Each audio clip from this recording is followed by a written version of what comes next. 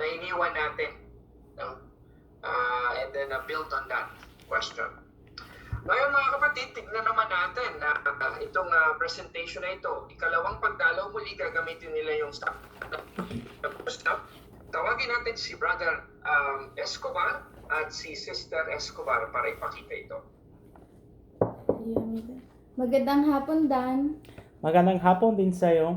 Dan, kung naaalala mo, nung nakaraan na pag-usapan natin yung pag-asang mabuhay muli ng mga namatay na.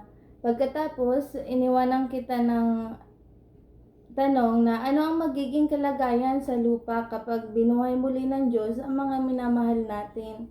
Ano sa palagay mo, na pag-isipan mo ba? Sa totoo lang wala akong ideya. Kaya nasa sabik na akong malaman kung ano ang sagot sa tanong na yan. Kagaya ng dati, sasagutin natin yan sa pamamagitan ng Biblia. Marami tayong magagandang sagot na mahanap sa Biblia, pero isa dyan, mababasa natin sa Isaias 32:18. Maaari mo bang basahin sa atin? Sige.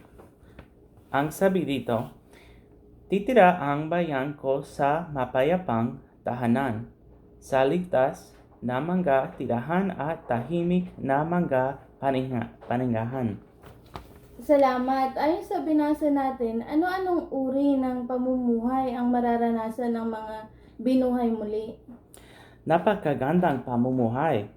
Ang sabi dyan, payapa, ligtas, at tahimik. Pero sa panahon ngayon, hindi ko lubos maisip na pwedeng mangyari yan. Tama ka. At walang sino man ang hindi gugustuhin mamuhay ng payapa, ligtas, at tahimik. Pag binabasa ko ang tekstong ito, napapasigla ako nito. Pero naiintindihan kita kung bakit hindi mo maintindihan na pwedeng mangyari ang mga bagay na ito. Kaya sa susunod kong pagbalik,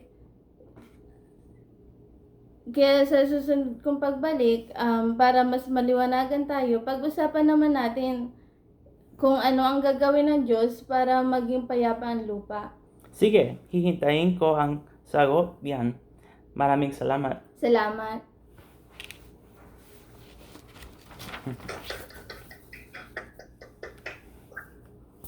Tutuwa tayo sa unang part ni Brother Daniel Escobar at Sister Annalyn Escobar, no? Mahusay yung inyong presentation at sinubaybayan namin kayo doon sa magsalita ng may conviction.